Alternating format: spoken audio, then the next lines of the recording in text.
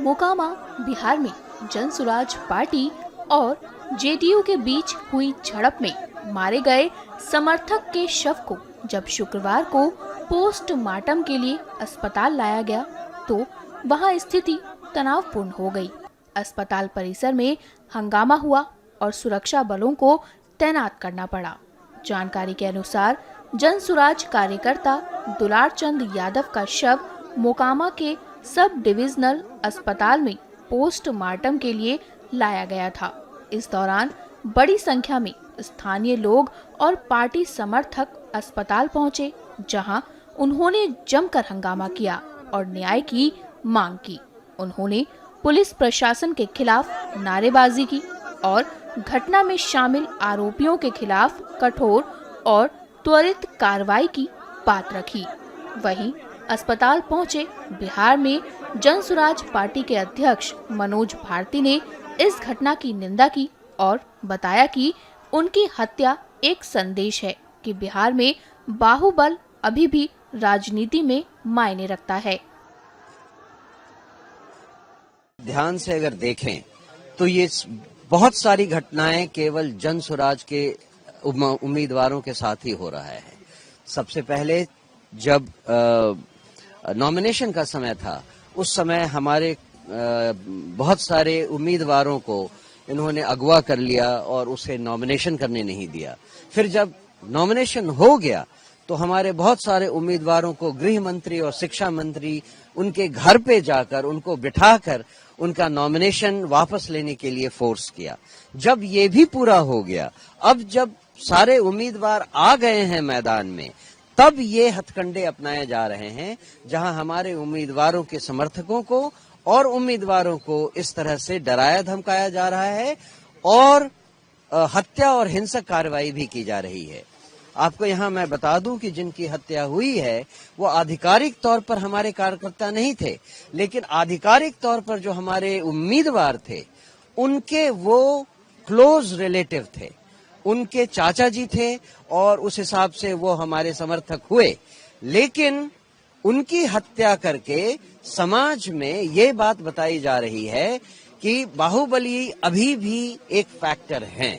लेकिन बिहार की जनता को अब यही मौका मिला है ये साफ साफ देखने का कि बाहुबलियों के टक्कर में एक तीसरा एक ऐसा शिक्षित काबिल उम्मीदवार खड़ा था जो कि जनता का सही उम्मीदवार बन सकता था।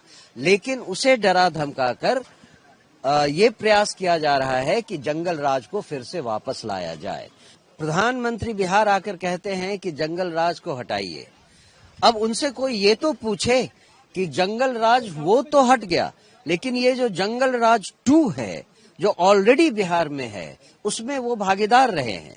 17 साल से वो इसमें भागीदार रहे हैं। इसकी जिम्मेदारी किसकी है? ये जो जंगल राज 2 है वो जंगल राज 1 से भी भयानक हो गया है। क्या चीज बदला है ये तो कुछ समझ में नहीं आ रहा। बिहार की जनता भी अब समझ रही है कि प्रधानमंत्री बड़े से मंच से चाहे कुछ भी कह दें, बिहार में हालत और लोगों की हालत में एक रत्ती सुधार नहीं हुआ है। जो कुछ अभी देख रहे हैं, जो आपने कहा 24 घंटे बीत गए, अभी तक अपराधियों की कोई खबर नहीं है, उनको पकड़ा नहीं गया है, जबकि हजारों लोगों के सामने उनको गोली मारी गई है, उनके ऊपर गाड़ी चढ़ाई गई है। तो इसकी तो खबर प्रशासन को लेनी चाहिए और इसके लिए पूरी तरह जिम्मेदार आज की सरकार है, आज का प्रशासन है, यहाँ के लोकल प्रशासन है और इलेक्शन कमीशन क्या कर रहा है इसका भी कोई पता नहीं। भीड़ ने पुलिस और प्रशासन के खिलाफ नारेबाजी की और मौके पर अफरा तफरी मच गई। स्थिति को देखते हुए अतिरिक्त पुलिस बल बुलाया गया और अस्पताल परिसर में सुरक्षा बढ़ा दी गई। अधिकारियों के मुताबिक कानून व्यवस्था बनाए रखने के लिए सभी जरूरी कदम उठाए जा रहे हैं। ये पूरा मामला गुरुवार को उस समय शुरू हुआ जब जनसुराज पार्टी और जेडीयू के 2 काफिले चुनावी प्रचार के दौरान मोकामा में आमने सामने आ गए। पहले दोनों पक्षों के बीच बहस हुई, जिसके बाद फायरिंग की घटना हो गई।